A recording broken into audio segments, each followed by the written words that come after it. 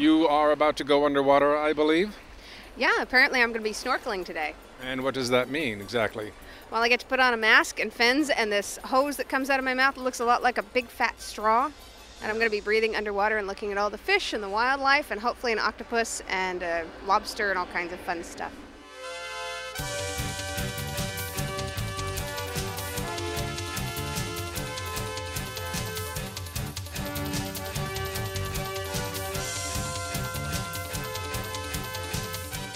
Continuing our Catalina tour, we are joined by guest host Amanda Martin.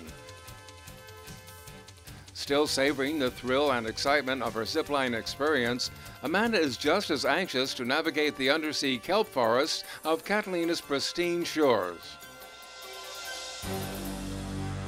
Well, we got kind of a nice adventure set up for you, Roger. What we're going to do is we're going to go out and go snorkeling in an area which is called Lovers Cove, which is just outside the small town of Avalon here in Catalina Island. It's a fantastic place because this is a marine sanctuary. It's been protected for decades, and I'll tell you what, there's just so much marine life here. You're going to see things like you wouldn't believe right just as soon as we get into the water. So it's going to be a fantastic experience for you. Southeast of Avalon Harbor at Lovers Cove, we rendezvous with Catalina photographer Bill Bushing, who will be recording Amanda's experience. With snorkeling gear in hand, Amanda and her instructor head for the beach. Well, first and foremost, as soon as we get in the water, they're going to be just surprised, I'm sure, by the number of fin fish here. There's fish everywhere. There's going to be our state fish, the orange Garibaldi, which is very, very famous. And then, of course, we've got the calico bass and California sheephead and different types of wrasses and a whole array of different types of fish. But even more exciting, maybe, is what people don't often get to see is all the different types of invertebrate species. We have lots of lobsters here, and we also have an animal called a sea hare, which is the largest type of nudibranch in the world. They can get up to 30+ pounds, over the size of a basketball, a great big huge sea slug. And they're real gentile creatures, and they're fun to see. And we've got all sorts of different small animals that are cruising around, octopus, things like that. So I mean, it's a huge array of animals here. You'll really be pleased, I think.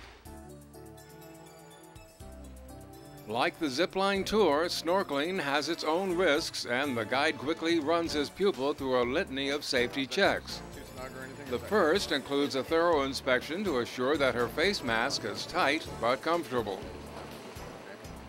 As a window to the underwater world, it's important that it be secure and watertight for the duration of the dive.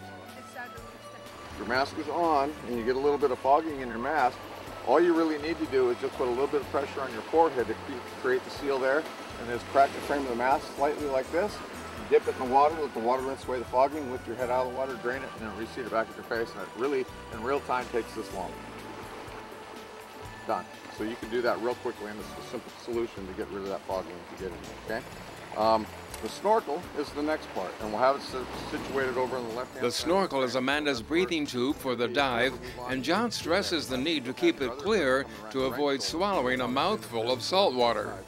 So you don't want to walk forwards, because if you try to walk forwards, that wash of the wave can catch you underside of the blade and push it, and it'll kind of kick your foot back and can trip you up. But the blades are thin this way, so we can walk either sideways, like a sidestep shuffle. So what we'll do... Swim fins are the final component of snorkeling gear, and though they enable divers to zip through the water at a fast clip, walking in them is another matter. So it's best to wait until you're in the water before slipping them on.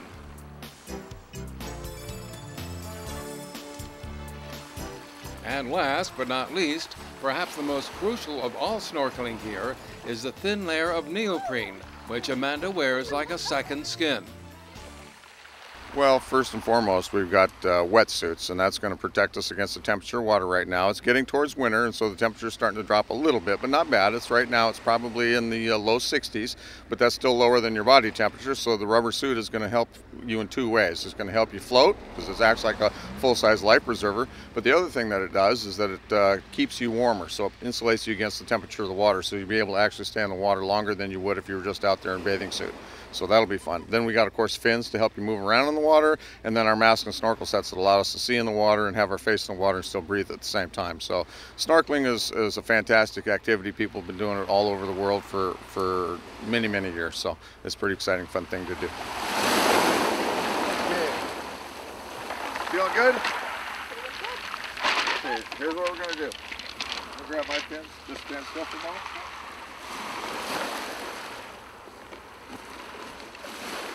After about a half hour of snorkeling instructions and safety checks, John prepares Amanda to enter the water and to help acclimate her to the chilly sensation which awaits. Yeah, I'm actually excited about it. I used to be a bit of a surfer. I haven't been in the water in a while, and I think it's going to just feel good, and I'll actually get to pay attention and look around me finally instead of just seeing what's on the top of my board. Water from above, now below. I always like the ocean.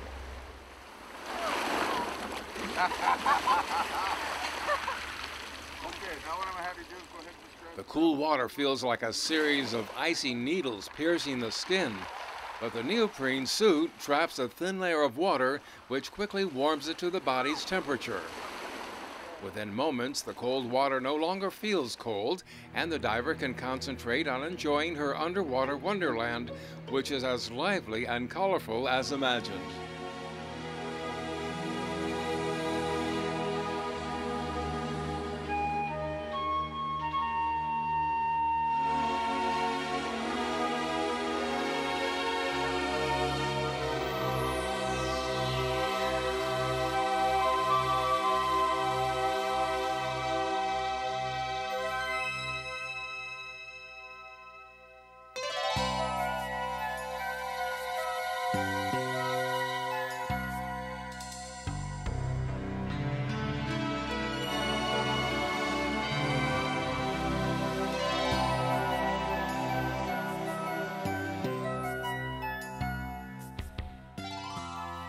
While John dives beneath the surface to investigate a lobster that he sees hidden within the rocks, our producer Jim ditches his camera in favor of a mask and a set of fins to join the group.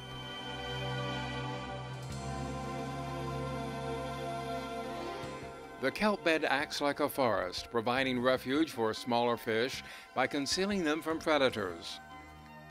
Swimming through the kelp is like strolling through the woods, offering the diver stunning views both above and below.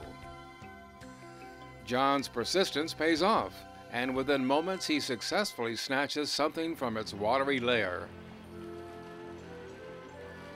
Bringing it to the surface, he eagerly educates his guests on various aspects of the California spiny lobster. After the impromptu but lively show and tell session, the lobster is released back to its home, and the snorkeling trio heads for the shore.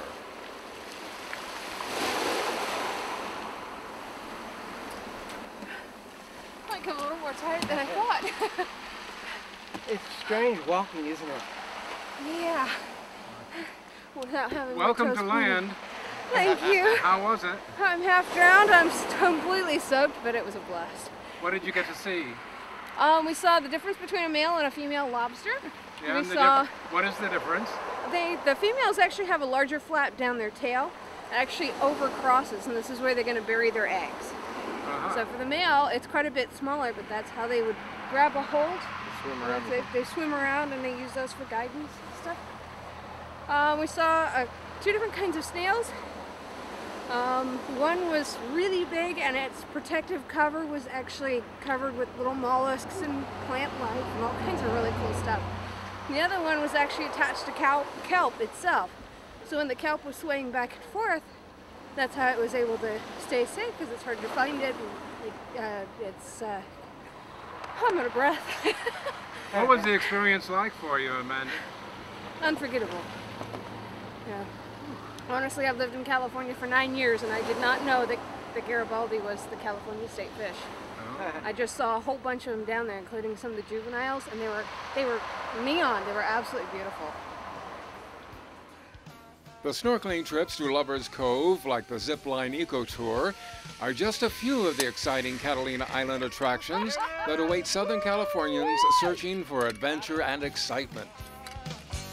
Well, it sounds like you guys did some of the most fun things you can do on the island. Zip line, snorkeling, got to see the interior. That's all great stuff. But we were pretty busy this last year. The Santa Catalina Island Company invested about $13 million into their infrastructure. We're here at Descanso Beach Club, And we completely upgraded this facility. As you can see behind me, there's some brand new cabanas and chase lounges that you can rent for the day in the summertime, and it's a wonderful experience. And so Descanso Beach Club, we serve dinners in the summertime and lunch every day. We have a really lively bar, and only place in California where you can sit on the beach and be served a cocktail. And I believe that the actual beach itself is expanded out from what it was before. Yes, you bet. Behind me where the cabanas are is all new beachfront, and we expanded the beach considerably. We also expanded the lawn next to the cabanas, and we have a lot of special events, weddings, and things out there that are real special. I saw some kayaks. You bet. We rent kayaks out here. We do snorkeling like you guys did. We also are going to introduce a new activity called Sea Trek, and that's kind of a Jules Verne-like experience where you put on a diving helmet and you go on an undersea walking tour with a guide. I like that idea. You bet. Yeah, and that goes along very well with our zip line that also takes place here at Descanso Beach. So you get to tour from the top of the mountains to the bottom of the sea, and there's no place else in the world we know of that you can do that.